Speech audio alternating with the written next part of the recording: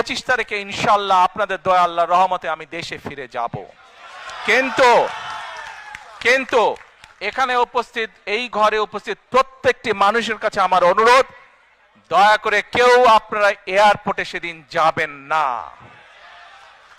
দয়া করে কেউ আপনারা এয়ারপোর্টে যাবেন না আপনারা, কারণ এয়ারপোর্টে গেলে একটি হট্টগোল তৈরি হবে এবং মানুষ জানবে যে এরা সব বাংলাদেশি এবং দেশের সুনাম নষ্ট হবে, দলের সুনাম নষ্ট হবে।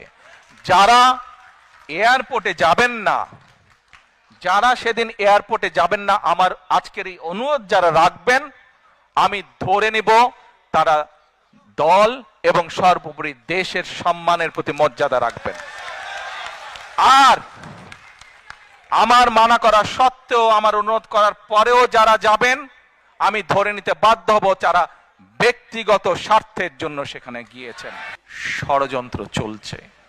ষড়যন্ত্রকারীরা কিন্তু তাদের সেই ৭১-এ যারা ষড়যন্ত্র করেছিল, ৭৫-এ যারা ষড়যন্ত্র করেছিল, ৭ই নভেম্বরে পরাজিত হয়েছিল, ৮১-তে যারা ষড়যন্ত্র করেছিল, ৯৬-তে যারা ষড়যন্ত্র করেছিল, পরবর্তীতে যারা ষড়যন্ত্র করেছে, তাদের ষড়যন্ত্র কিন্তু থেমে নেই।